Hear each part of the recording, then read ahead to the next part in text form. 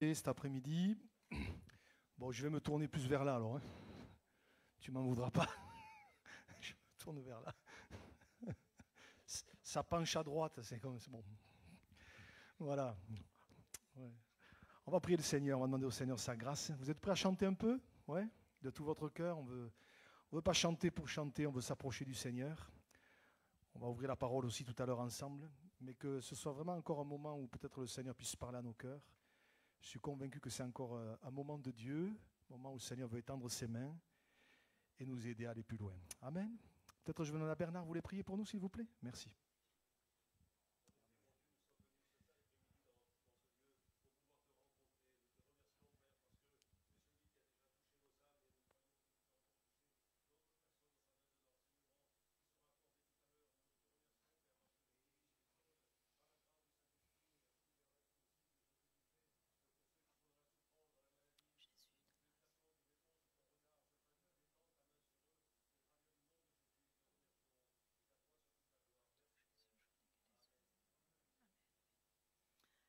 Bonjour tout le monde. Alors je ne sais pas vous, mais pas plus tard que maintenant, je suis encore en train d'expérimenter que c'est bien plus facile de se laisser envahir par le quotidien. Ah, on m'entend pas. Là, tu m'entends? Non. C'est plus difficile avec le pied. C'est bien plus facile de se laisser envahir par les soucis du quotidien que d'avoir les regards et les pensées toujours fixés sur Jésus. Pour autant, je voudrais qu'on prenne ce chant qui dit « Ta présence, c'est le ciel pour moi ». Qu'on puisse vraiment considérer qu'il n'y a aucun autre endroit où on est mieux que dans la présence de Dieu.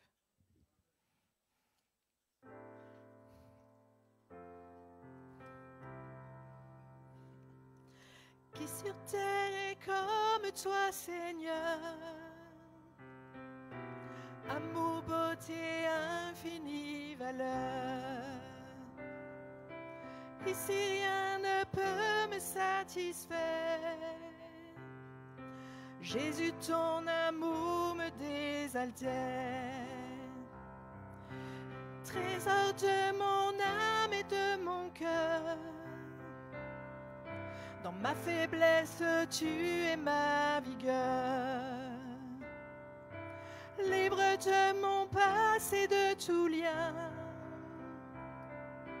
je tiens ma vie aujourd'hui et demain. Ton trésor, trésor de mon âme et de mon cœur,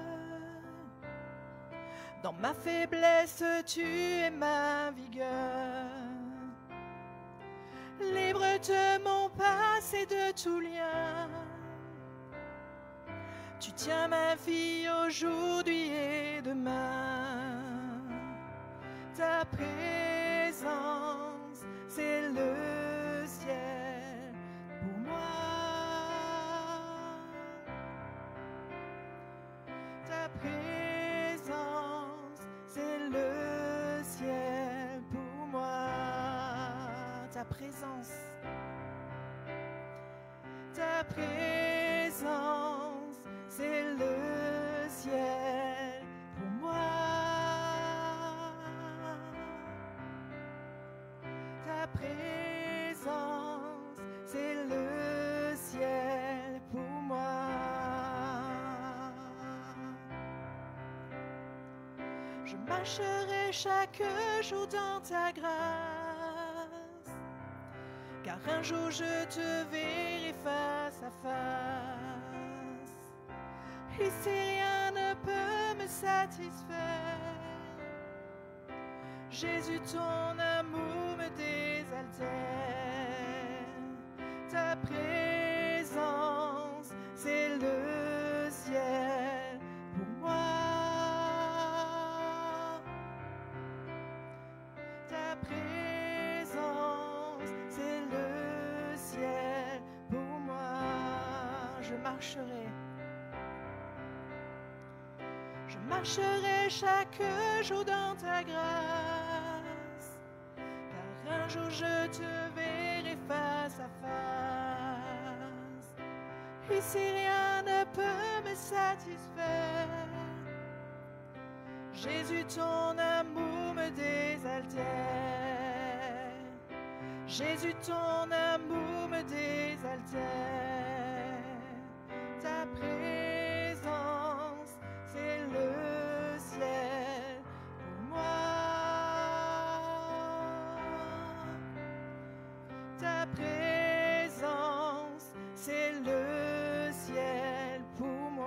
ta présence.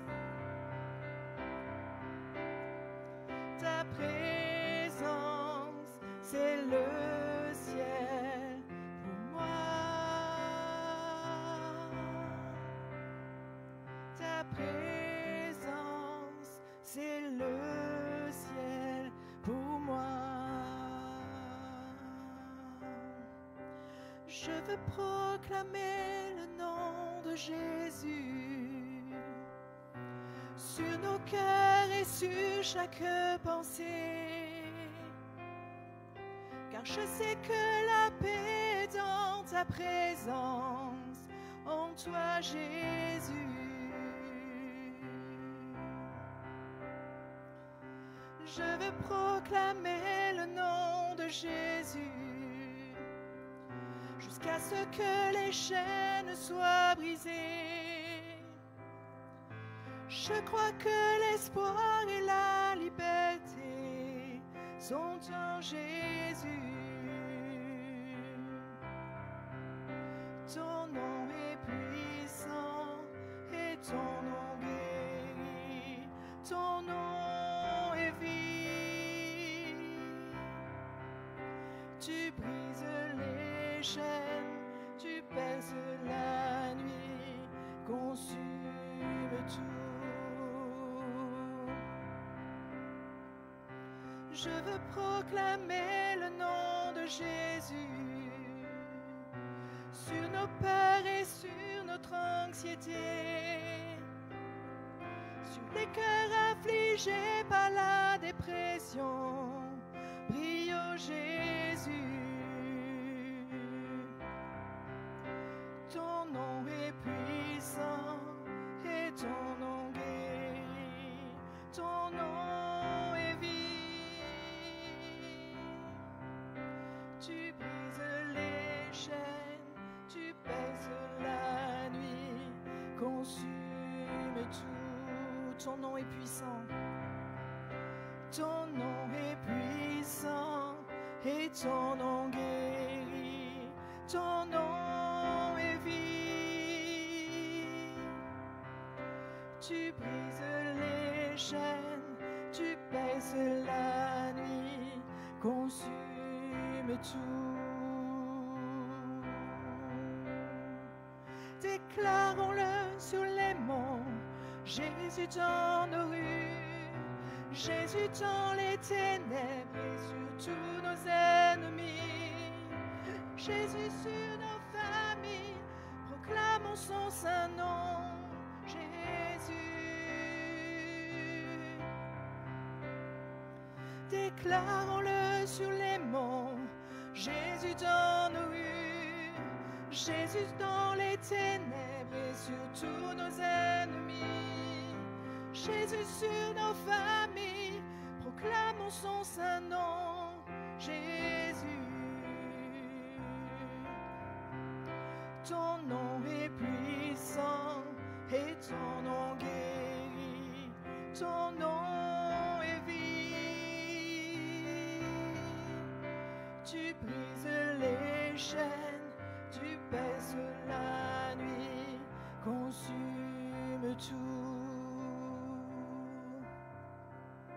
Tu brises les chaînes, tu pèses la nuit, consume tout. Tu brises les chaînes, tu pèses la nuit, consume tout. Sois béni Jésus. Sois béni Jésus. Combien tu es grand Seigneur. Combien mes mots sont trop petits pour dire que tu es grand. Qui suis-je pour oser dire que tu es grand? Seigneur, les mots sont trop petits. Comment reconnaître ta grandeur? Comment reconnaître ta majesté? Comment te dire que je t'aime alors que tu es amour? Sois béni Jésus. Sois béni Jésus.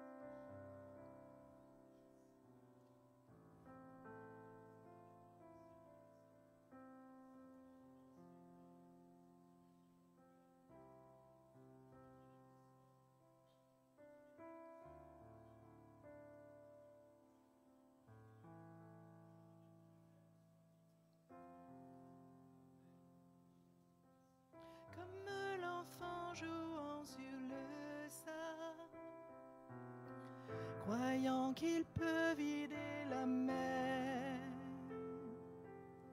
Je me tiens devant l'inexprimable, l'amour plus grand que l'univers. Tu es Dieu, éternel et infini. Tu es Dieu, qu'aucun mot ne peut décrire. Mais j'essayerai encore. Qui saurait dessiner ta grandeur? Qui pourrait dire ta beauté? Des milliers d'anges louent ta splendeur, mais tu te plais à m'écouter. J'essayerai encore. Mes mots sont imparfaits, mais je continuerai. J'essayerai encore. Oui, pour l'éternité, nos chants vont résonner. Tu es Dieu, éternel et infini. Tu es Dieu, qu'aucun mot ne peut décrire. Mais j'essayerai encore. Mes mots sont imparfaits, mais je continuerai. J'essayerai encore. Oui, pour l'éternité, nos chants vont résonner. Dieu, que ma pensée ne peut cerner. Mes mots s'épuisent à te saisir. Mais quand je contemple ta beauté,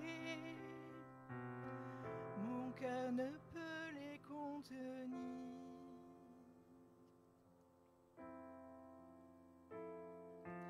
Pense que je suis. Pense que je suis. En toi je me réfugie. Amen. Pense que je suis. Amen. Disons-lui cet après-midi, Seigneur. Pense Oh Seigneur, prends ma vie encore cet après-midi, Jésus. Pense que je suis. En toi je me réfugie. Pense que je suis. Seigneur, j'ouvre Mon cœur pour te rencontrer. Amen. Oui, Seigneur. Brisé, Je m'humilie. Prends ce que je suis. mes peurs, Mes erreurs, tu les connais bien. À tes pieds me voici. Prends ce que je suis. Prends ce que je suis. Prends ce que je suis. En toi je me réfugie. Prends ce que je suis. Prends ce que je suis. Prends prends ce que je suis. En toi je me réfugie. Prends ce que je suis. J'essayerai encore, j'essayerai encore.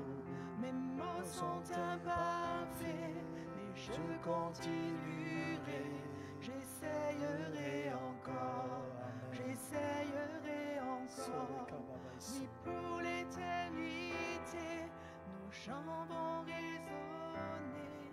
J'essayerai encore. Amen, amen. Pendant que la musique continue à jouer, avant d'ouvrir la parole, on peut juste quelques instants encore élever nos voix à Dieu tous ensemble, prendre un moment pour louer le Seigneur. Alléluia, on a chanté « Prends ce que je suis », que ce soit l'occasion encore cet après-midi. Moi, je ne sais pas où tu en es avec le Seigneur, mais peut-être déjà avant même d'écouter la parole, dis « Seigneur, prends ma vie, Seigneur, tu vois ce que je suis, tu vois où j'en suis. Seigneur, j'ai besoin de toi, viens me toucher cet après-midi. Pose ta main sur moi, ce n'est pas une réunion de plus, ce n'est pas un moment où on subit les choses, mais on dit « Seigneur, je t'ouvre mon cœur cet après-midi, viens faire ton œuvre en moi. » Alléluia, Seigneur, te bénissons, Seigneur. Oh, prends, Seigneur, prends tout, Jésus. Prends tout, Seigneur. Ah, viens cet après-midi. Nos cœurs, nos vies, nous remettons tout, Seigneur. Ce que nous sommes, Seigneur.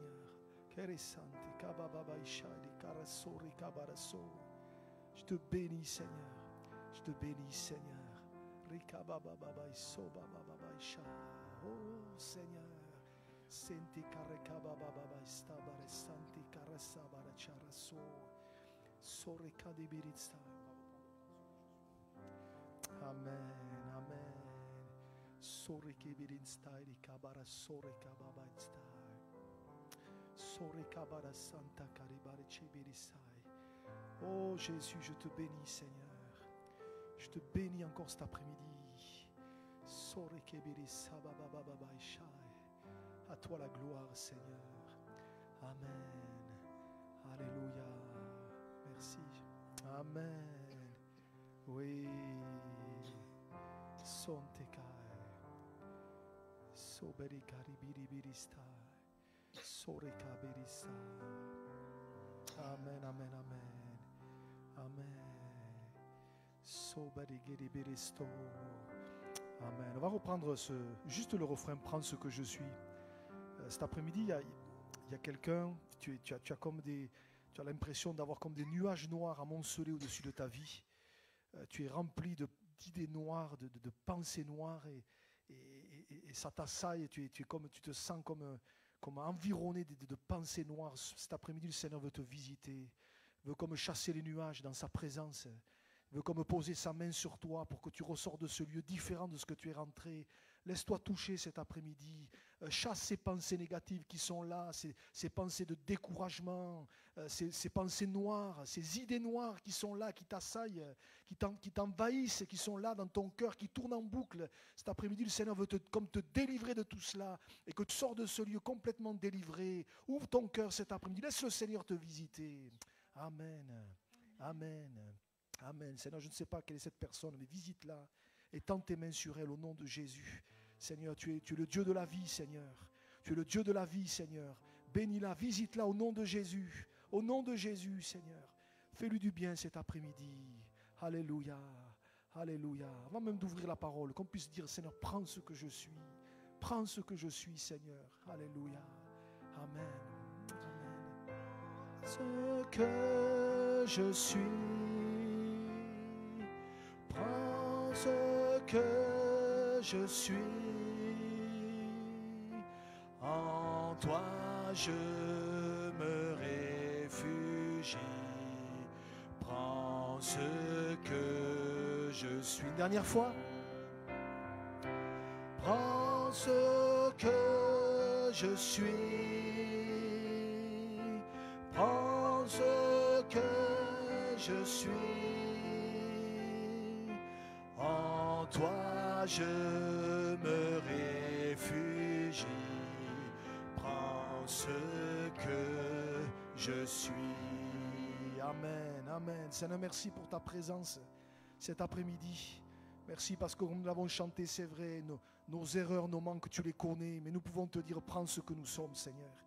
et que tu puisses encore cet après-midi étendre tes mains sur chacun. Un mot de ta part et les choses changent. Seigneur, merci pour ta parole parce qu'elle est la vérité. À toi soit la gloire, Seigneur, au nom de Jésus. Amen. Amen, amen. Voilà, on reprendra ce chant en terminant tout à l'heure. Prends ce que je suis. C'est tellement bon de pouvoir dire au Seigneur, prends ce que je suis, prends ma vie. Alléluia. On va ouvrir la parole quelques instants. Et en fait, je voudrais peut-être encourager peut-être des bien-aimés qui passaient par peut-être des moments difficiles, mais je voudrais peut-être aussi à ceux et celles qui peut-être découvrent le Seigneur, je voudrais peut-être que ça puisse permettre au Seigneur de toucher votre cœur. Je voudrais m'arrêter sur un mot. Un mot cet après-midi. Quand je pensais à cette réunion, ce mot ne me lâchait pas. Je n'arrivais pas à m'en défaire. Alors, vous allez voir que ce mot, on peut facilement le rattacher à des histoires de la Bible. Et je voudrais prendre 4 histoires de la Bible. Et au travers de ces 4 histoires, vous allez voir que ce mot, chaque fois, j'allais dire, en fait, l'histoire, c'est ça, en fait. Et au travers de ça, on va essayer de laisser le Seigneur nous encourager. Alors, regardez avec moi. Premier texte dans l'évangile de Marc. On va lire d'abord le texte et je vous dirai le mot après. Marc chapitre 12, verset 28. Voilà, une histoire que les chrétiens connaissent.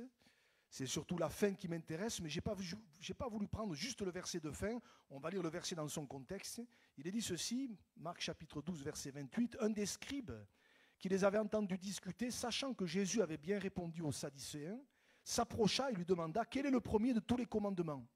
Jésus répondit, voici le premier. Écoute Israël, le Seigneur notre Dieu est l'unique Seigneur, et tu aimeras le Seigneur ton Dieu de tout ton cœur, de toute ton âme, et de toute ta pensée, et de toute ta force.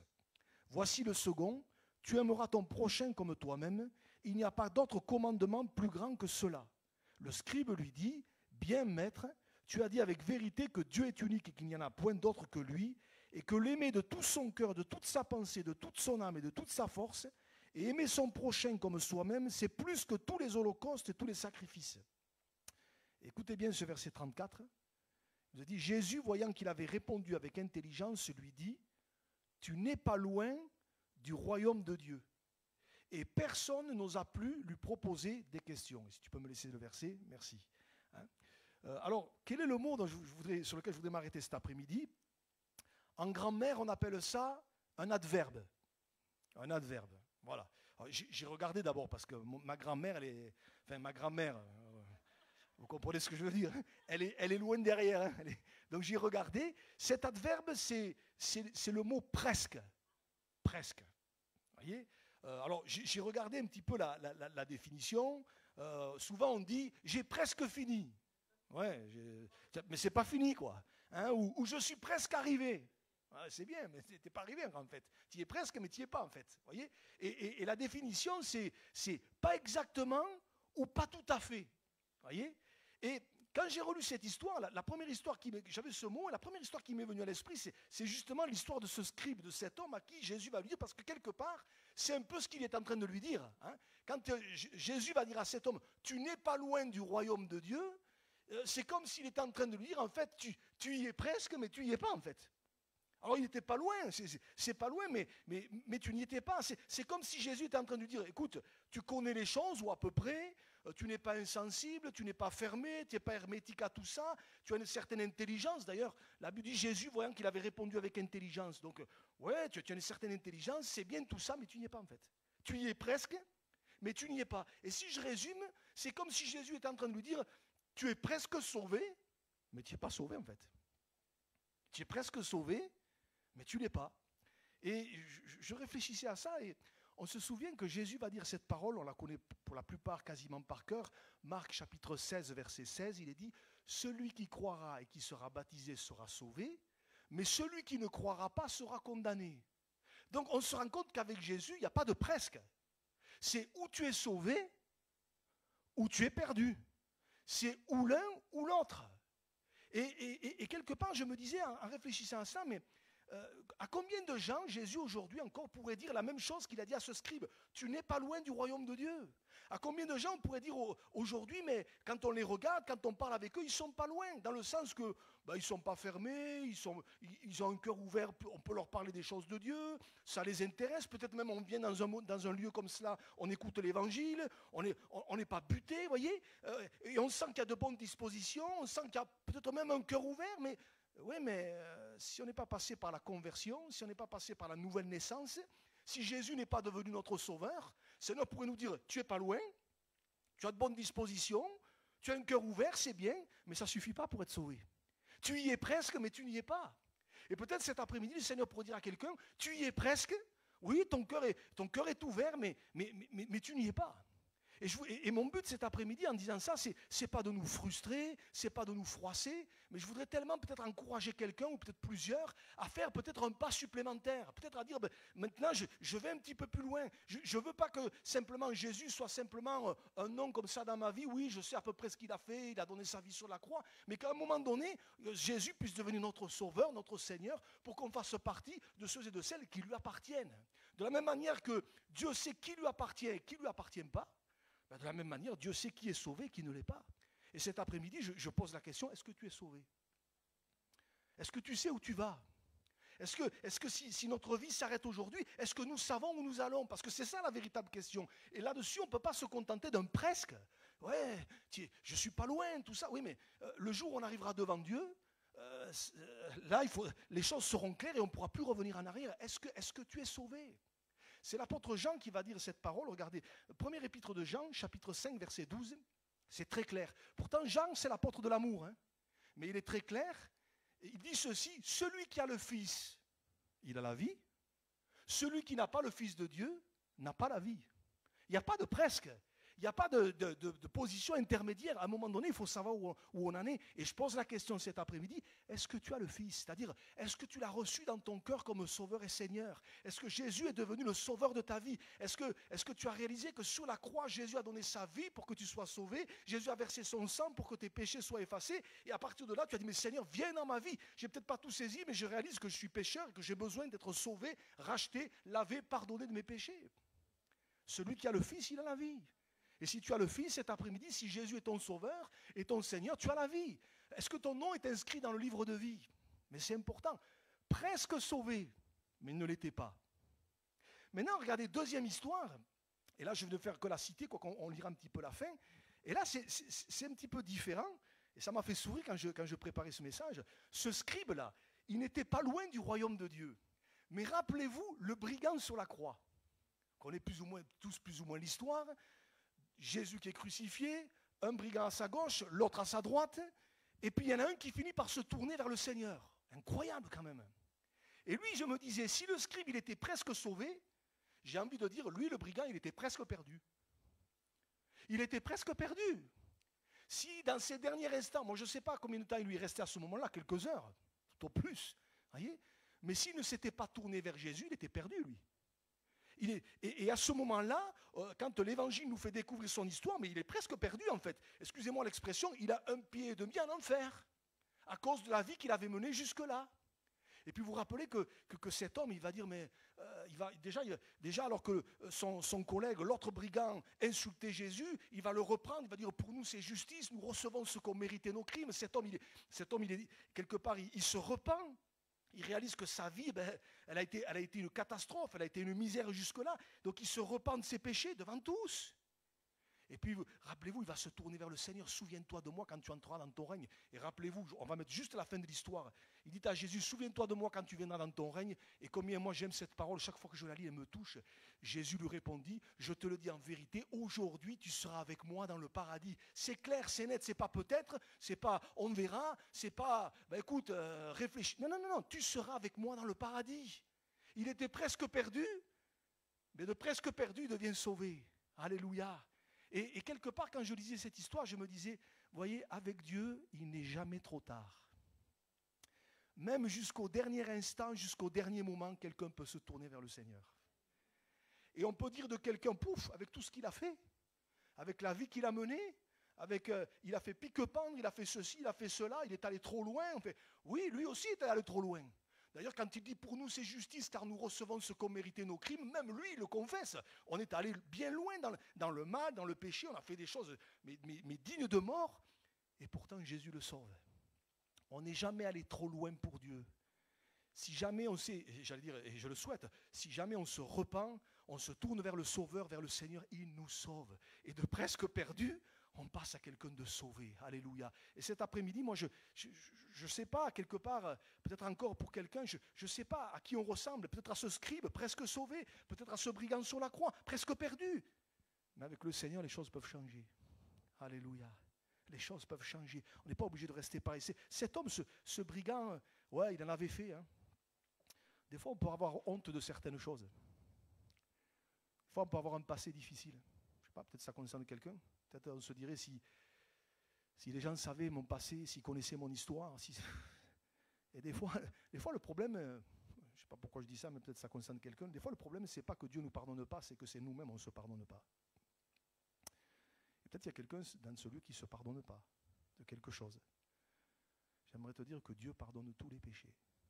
Quel que soit notre passé, quelle que soit notre histoire, quel que soit ce que nous avons pu faire, aussi bas pouvons-nous être tombés. Si on sait se repentir devant le Seigneur et venir de tout notre cœur au Seigneur, il est celui qui nous relève, alléluia. Et de presque perdu, eh bien, le Seigneur nous relève et fait de nous quelqu'un de sauvé, alléluia. Et moi je bénis le Seigneur. Dans le ciel, on croisera le brigand sur la croix. Et d'ailleurs, on pourra lui dire, au fait, comment tu t'appelles? Hein? Parce que dans le ciel, finalement, des inconnus, il y en a, hein, la Samaritaine, on ne sait pas comment elle s'appelle, le brigand, on ne sait pas comment il s'appelle, mais il sera dans le ciel, c'est ça le plus important. L'important, ce n'est pas le nom que tu portes, ce n'est pas ton passé, ce n'est pas ce que tu as fait. L'important, c'est que tu te tournes vers le Seigneur, pour que tu aies cette assurance de la vie éternelle. C'est important, ne ressors pas de ce lieu sans l'assurance de la vie éternelle, sans l'assurance du pardon de tes péchés. On paye des tas d'assurances, d'ailleurs, les prix... Hein? Mais l'assurance du ciel, elle a déjà été payée. Alléluia. Jésus l'a payée à la croix pour nous. Jésus a donné sa vie pour que nous, on soit sauvés. Cette assurance, il veut te la donner si tu ne l'as pas, mais il faut te tourner vers le Seigneur. Presque sauvé, presque perdu, mais le Seigneur a étendu sa main. Alléluia. Et puis, je pensais à une autre personne, une autre inconnue, tiens. Ben, elle aussi, enfin, ça s'est mal fini pour elle. Hein. Et là, je voudrais peut-être m'adresser plus particulièrement à nous les croyants. Celle qu'on appelle Madame Lot. Madame Lot, voilà, je ne sais pas comment l'appeler autrement. Hein. Madame Lot, vous rappelez que Jésus va dire quand même cette parole, Luc 17, verset 32, « Souvenez-vous de la femme de Lot ». Alors, bien sûr, il faut revenir, on va lire quelques versets dans le livre de la Genèse. Vous rappelez que Dieu avait décidé à un moment donné de détruire ces deux villes, Sodome et Gomorrhe. Et Dieu avait décidé de les détruire, non pas parce qu'il est méchant, mais à cause du péché de cette ville, à cause de l'iniquité, à cause de ce qui s'y pratiquait, à cause de la violence qui s'y commettait. Vous savez, je crois que c'est important de le dire, même si aujourd'hui on ne veut pas trop faire peur aux gens, mais le péché amène la condamnation. L'apôtre Paul dira, le salaire du péché, c'est la mort. Et il faut le dire, et cette ville a été condamnée, non pas parce que Dieu est un Dieu dur, méchant, mais à cause de son péché. Mais Dieu va vouloir épargner Lot et sa famille. Et vous rappelez, et on va lire le texte, qu'à un moment donné, les anges sont arrivés et ont voulu faire sortir cette famille, dont Madame Lot. Et on va le lire, regardez. On va lire le texte un petit peu, on va lire quelques versets pour qu'on puisse comprendre. Il est dit, Genèse 19, verset 15, « Dès l'aube du jour, les anges insistèrent auprès de Lot en disant, « Lève-toi, prends ta femme, Madame Lot, et tes deux filles qui se trouvent ici, de peur que tu ne périsses dans la ruine de la ville. » Et comme il tardait, rien que là on pouvait s'arrêter. Et comme il tardait, moi je ne sais pas si quelqu'un tarde cet après-midi, mais il serait temps que tu viennes au Seigneur. Hein. Les hommes le saisirent par la main. Et cet après-midi, le Seigneur veut te saisir hein, par son esprit. Alléluia. Lui, sa femme et ses deux filles, car l'Éternel voulait l'épargner. Ils l'amenèrent et le laissèrent hors de la ville. Après les avoir fait sortir, l'un d'eux dit, « Sauve-toi pour ta vie. » Écoutez bien. Ne regarde pas derrière toi et ne t'arrête pas dans toute la plaine, sauve-toi vers la montagne de peur que tu ne périsses. Lot leur dit, oh non Seigneur, voici, j'ai trouvé grâce à tes yeux et tu as montré la grandeur de ta miséricorde à mon égard, en me conservant la vie, mais je ne puis me sauver à la montagne avant que le désastre m'atteigne et je périrai. Voici, cette ville est assez proche pour que je m'y réfugie. Elle est petite. Oh, que je puisse m'y sauver. N'est-elle pas petite et que mon âme vive? Et il lui dit, voici, je t'accorde encore cette grâce et je ne détruirai pas la ville dont tu parles. Hâte-toi de t'y réfugier, car je ne puis rien faire jusqu'à ce que tu sois arrivé. C'est pour cela qu'on a donné à cette ville le nom de Tsoar. Là, je vais y revenir. Le soleil se levait sur la terre lorsque Lot entra dans Tsoar. Alors l'Éternel fit pleuvoir du ciel sur Sodome et sur Gomorrhe du soufre et du feu de par l'Éternel. Et là, il nous est dit, il détruisit ces villes, toute la plaine et tous les habitants des villes et les plantes de la terre. Et la femme de Lot regarda en arrière et elle devint une statue de sel. J'ai envie de dire, la concernant, quand même, quand on y réfléchit, c'est dommage parce qu'elle était presque sortie d'affaire. Hein. Presque. Elle était presque sortie d'affaire. Regardez, je dis presque sortie d'affaire, pourquoi? Parce que j'ai noté, si je ne me suis pas trompé, au verset 23, si tu peux le remettre, il est dit, le soleil se levait sur la terre lorsque Lot entra dans Tsoar. D'autres versions disent, il était en train d'entrer dans Tsoar, et certainement lui, ses filles, mais sa femme avec. Voyez? Donc, ils étaient sur le point d'entrer dans Tsoar et d'être épargnés, mais à ce moment-là, juste avant, alors qu'elle était presque arrivée, elle s'est retournée et elle est devenue une statue de sel. Et je me dis, mais quand même, elle avait presque été épargnée, elle aussi presque sauvée, presque arrivée au but, elle avait presque touché le but, et juste avant, on sait ce qui lui est arrivé. J'aimerais dire concernant cet exemple, et celui de Madame Lot, et là je voudrais m'adresser aux croyants, quand Jésus dit, souvenez-vous de la femme de Lot, dans quel contexte c'est dit? Vous relisez Luc 17, c'est le contexte du retour de Jésus et de l'enlèvement de l'Église. Vous savez que Jésus va revenir. Alors c'est vrai que quand on ne connaît pas les choses de Dieu, entendre dire ça, on se dit, ah bon, les gens sont surpris, mais Jésus va revenir, chercher son Église, voyez. Et on se souvient que Jésus dira, entre autres par rapport à ce retour, mais c'est celui qui persévérera jusqu'à la fin qui sera sauvé. C'est celui qui persévérera jusqu'à la fin qui sera sauvé. Et j'ai envie de dire, c'est comme quand Jésus nous dit, souvenez-vous de la femme de Lot, c'est comme si Jésus nous disait cet après-midi, mais alors qu'on est presque arrivé, alors qu'on a presque atteint le but, Jésus va bientôt revenir nous chercher, ce n'est pas le moment de se décourager, ce n'est pas le moment de s'arrêter, ce n'est pas le moment de se retourner en arrière, ce n'est pas le moment de commencer à laisser les choses d'ici-bas reprendre le dessus dans notre vie, c'est le moment de fixer nos regards vers le Seigneur et de courir vers le but. C'est le moment de continuer. Et peut-être cet après-midi, je voudrais m'adresser peut-être à un croyant qui passe par un moment de découragement, un moment d'abattement, alors qu'on touche presque au but. Jésus va bientôt revenir. Mais c'est important de ne pas se retourner sur le passé, sur tout un tas de choses. C'est le moment vraiment de dire, Seigneur, plus que jamais, c'est toi que je veux suivre. Je ne veux pas abandonner, je ne veux pas laisser tomber, je ne veux pas laisser les choses de la terre reprendre le dessus. Mais Seigneur, c'est toi que je veux suivre. Regardez un homme, j'ai noté ça, rappelez-vous, un homme comme Salomon, il s'est fait piéger quand? Tout à la fin. Il était presque arrivé. À l'époque de sa vieillesse, nous dit la Bible, vous lirez ça dans 1 Roi chapitre 11 verset 4, à l'époque de sa vieillesse, donc il arrive à la fin, il était presque arrivé, c'est là qu'il s'est fait piéger. J'aimerais nous dire cet après-midi, quand même, pour nous aujourd'hui, quand on voit les événements qui sont en train de se dérouler sous nos yeux, il faudrait quand même être aveugle pour ne pas se rendre compte que ça va de mal en pis. Hein. Moi, je ne suis pas un prophète de malheur. Mais enfin, quand on regarde les événements,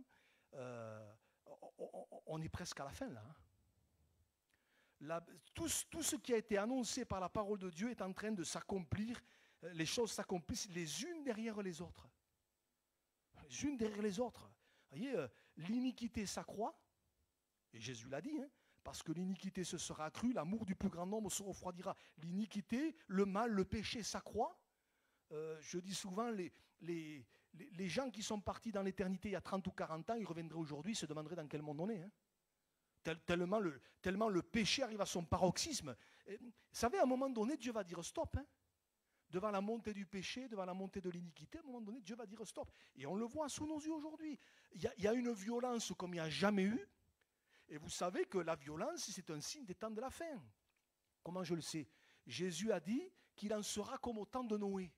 Et relisez l'histoire de Noé dans la Genèse, il est dit, à l'époque de Noé, la terre était pleine de violence. Mais aujourd'hui, si jamais on vous klaxonne en voiture, ne faites plus rien. Hein. Ne dites plus rien, ne sortez pas le bras, commencez pas, parce que vous ne savez pas ce qui va vous arriver. Hein. Vous ne savez pas ce qui va vous arriver, vous ne savez pas qui vous allez trouver en face.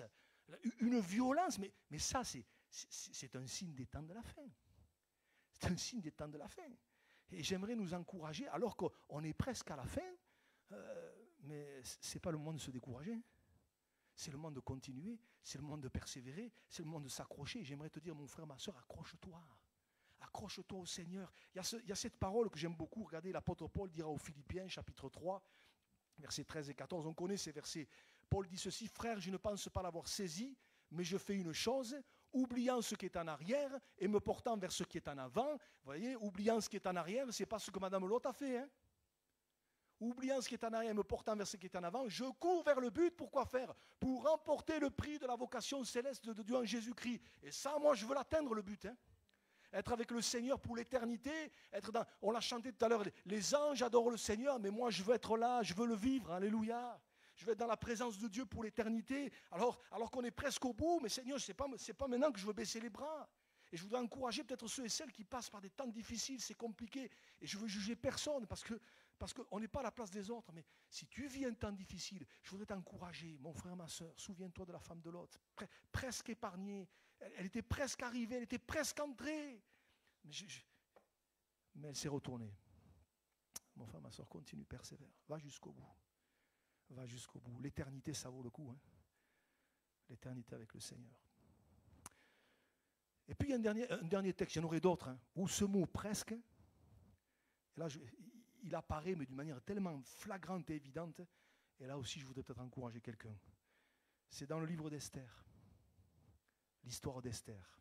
Alors, vous voulez être encouragé, lisez Esther. Esther, c'est incroyable. L'histoire de cette femme, mais aussi l'histoire de cet homme, Aman. Aman qui était le Hitler de l'époque, qui voulait détruire le peuple juif, comme quoi l'histoire se répète, hein, comme quoi il n'y a rien de nouveau sous le soleil. On a l'impression que c'est qu'aujourd'hui, mais ce n'est pas qu'aujourd'hui. Ça a été l'histoire du peuple juif depuis le début. Déjà en Égypte, le pharaon avait voulu exterminer le peuple juif, mais vous arrivez au livre d'Esther, vous avez Aman qui a tout fait pour faire tomber Mardoché, et derrière Mardoché, c'était le peuple juif. Voyez, comme quoi l'antisémitisme, ça ne date pas d'aujourd'hui, hein. Ça remonte au début du début, voyez. Et puis vous vous rappelez, alors je vais être un petit peu concis, vous vous rappelez qu'à un moment donné, Aman, qui était l'homme au pouvoir à l'époque derrière le roi Assuérus, si mes souvenirs sont bons, c'est Assuérus, ouais. Voilà. Il était, allez, je vais dire comme ça, le premier ministre, allez, je vais le dire comme ça on comprend. Hein, Assuérus lui avait donné tous les pouvoirs, et il ne pouvait pas se voir Mardoché. Bon, quand il voyait le juif Mardoché, il avait des boutons qui lui sortaient. Vous voyez, il avait une haine contre cet homme. Et la Bible nous dit, je synthétise, qu'à un moment donné, il monte un plan, il arrive presque à l'accomplissement de son plan. Et la finalité, c'est qu'il avait préparé une potence pour faire pendre Mardoché. Vous vous rappelez l'histoire? Et le lendemain, il allait demander au roi de la tête de Mardoché. Regardez ce qui se passe. Esther, chapitre 5, d'abord on va aller à la fin du chapitre, Esther, chapitre 5, verset 14. Il est dit, Zeresh, sa femme, la femme de Haman, et tous ses amis lui dirent, qu'on prépare un bois haut de 50 coudées, et demain matin, demande au roi qu'on y pende Mardoché, puis tu iras joyeux au festin avec le roi. Cet avis plut à Haman, et il fit préparer le bois. Et puis on attaque le chapitre 6. Regardez, verset 1er. Cette nuit-là, donc on est à quelques encablures de l'exécution de Mardoché. Hein. Cette nuit-là, le roi ne put pas dormir. Et il se fit apporter le livre des annales, les chroniques. Heureusement qu'il n'a pas lu Nous deux, ou je ne sais pas trop quoi, hein, ou qu'il ne regardait pas BFM TV, parce que, bon, hein, ça n'existait pas à l'époque, mais bon. Voilà, ça c'était pour la petite boutade. Hein. Mais il s'est fait apporter le livre des annales, les chroniques. Et on les lut devant le roi. Et là, on trouva écrit ce que Mardoché, quelque temps plus tôt, peut-être quelques mois plus tôt, avait révélé au sujet de Bigdan et de Teresh, les deux eunuques du roi garde du seuil, qui avaient voulu porter la main sur le roi Assuérus. Je vous ouvre une petite parenthèse. ces deux hommes, en fait, ils avaient voulu tuer le roi Assyrus. Et Mardochée avait découvert un petit peu ce plan-là, et il l'avait dénoncé, et le roi avait été sauvé. Et ça avait été inscrit dans le livre des Annales. Tout ce qui se passait dans le royaume, tout était écrit, inscrit. Sauf qu'à ce moment-là, c'était passé un petit peu incognito, quoi. Le roi n'y avait pas prêté cas. Mais cette nuit-là, quand il lit ça, le roi dit, merci, quelle marque de distinction et d'honneur Mardochée a-t-il reçu pour cela? Il n'a rien reçu, répondirent ceux qui servaient le roi. Alors le roi dit, qui est dans la cour? Ça c'est l'humour de Dieu. Aman était venu dans la cour extérieure de la maison du roi pour demander au roi de faire pendre Mardochée au bois qu'il avait préparé pour lui. Le serviteur du roi lui répondit, c'est Aman qui se tient dans la cour, et le roi dit qu'il entre. Aman entra et le roi lui dit, que faut-il faire pour un homme que le roi veut honorer? Aman se dit en lui-même, quel autre que moi, voyez, il était mangé, excusez-moi, il était bouffé par l'orgueil, voyez, quel autre que moi le roi voudrait-il l'honorer? Et Aman répondit au roi, pour un homme que le roi veut honorer, il faut prendre le vêtement royal dont le roi se couvre et le cheval que le roi monte, et sur la tête duquel se pose une couronne royale. Remettre le vêtement et le cheval à l'un des principaux chefs du roi, puis revêtir l'homme que le roi veut honorer, le promener à cheval à travers la place de la ville et crier devant lui, c'est ainsi que l'on fait à l'homme que le roi veut honorer. Et là, il s'y voyait déjà. Il se voyait déjà sur le cheval, la couronne sur la tête, enfin tout là. Il s'est dit là, c'est bon pour moi là, voyez. Et déjà c'était bon, il voyait même le repas et tout derrière, enfin bref. Le roi dit à Aman, prends tout de suite le vêtement et le cheval comme tu l'as dit, et fais ainsi pour Mardochée le juif, qui est assis à la porte du roi, ne néglige rien de tout ce que tu as mentionné. Et là, je me dis, j'aurais payé cher pour voir la tête de Aman. J'aurais aimé voir ça. Il a dû se décomposer, le gars. Il a dû, le dentier qui tombe. Enfin, ça a dû être terrible, quoi. Voyez. D'ailleurs, je ne sais pas si dans le ciel il y aura des replays comme aujourd'hui, voyez. On a des replays. Je dis, Seigneur, si tu peux me montrer un peu la tête d'Aman, ce jour-là, ça m'intéresserait de voir. Il a dû se décomposer, quoi. Et Aman, et là je l'imagine, et Aman prit le vêtement et le cheval, il revêtit Mardochée, il le promena à cheval à travers la place de la ville, et il cria devant lui, c'est ainsi que l'on fait à l'homme que le roi veut honorer. Et vous lirez la suite de l'histoire, je résume, la suite de l'histoire, c'est que la potence qui avait été faite pour Mardochée, c'est Aman qui va y être mis.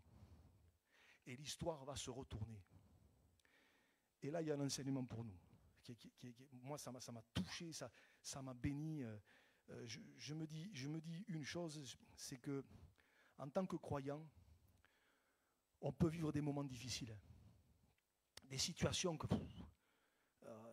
où c'est presque perdu, des situations où il semble que l'ennemi a presque gagné, comme c'était le cas ici. L'ennemi a presque gagné, la situation semble presque perdue. Mais si tu vis ça, quel que soit ton contexte, quelle que soit ta situation, j'aimerais te dire, mon frère, ma soeur, mon ami, avec Dieu, rien n'est jamais perdu. C'est lui qui a le dernier mot. Amen. Et même si peut-être à tes yeux, il semble que c'est presque fichu, presque perdu, l'ennemi a presque gagné. Oui, mais c'est presque. Mais Dieu se rit des presque. Alléluia. Moi, je ne sais pas ce que tu vis, je ne sais pas ce que tu traverses, mais je sais une chose. C'est que c'est Dieu qui a le dernier mot.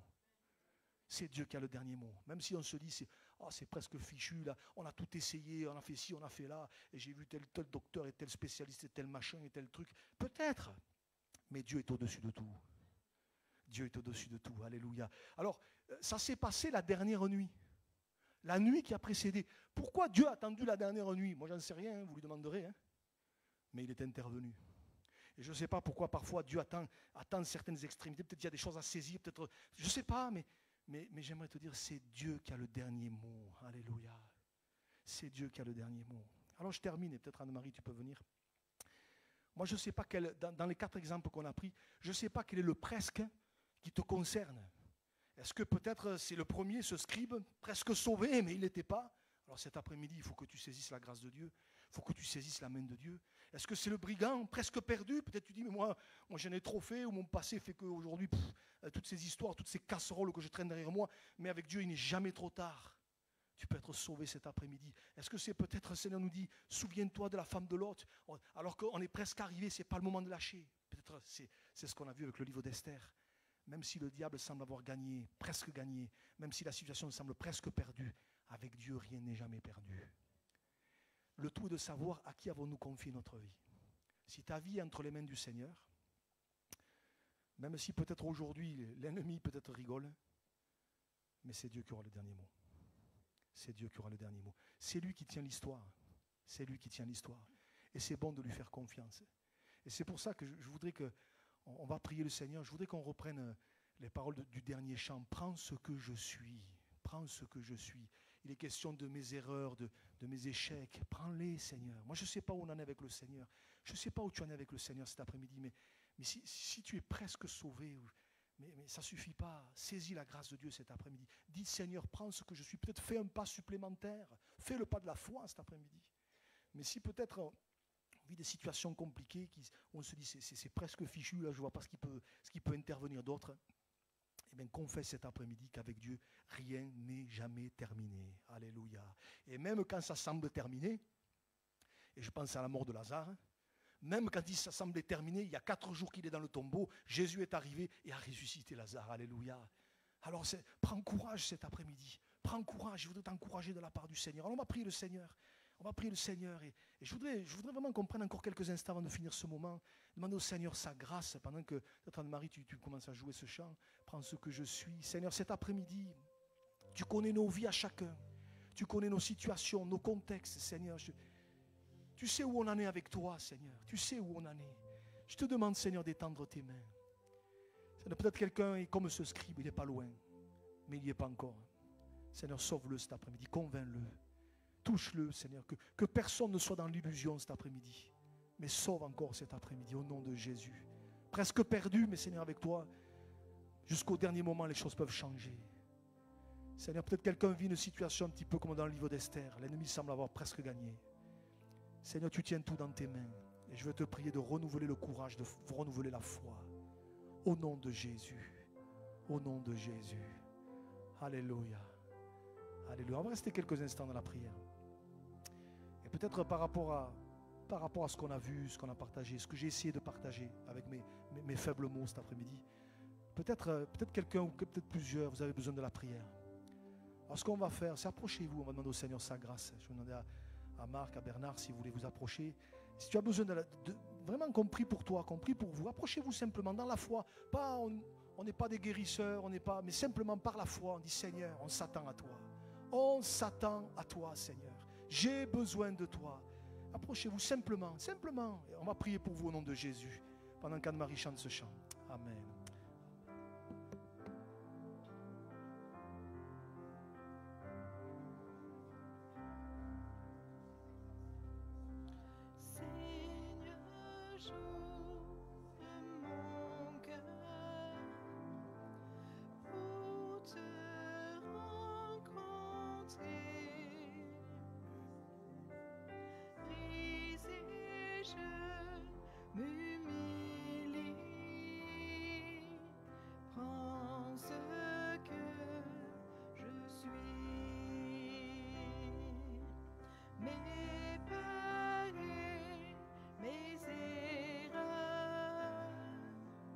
Tu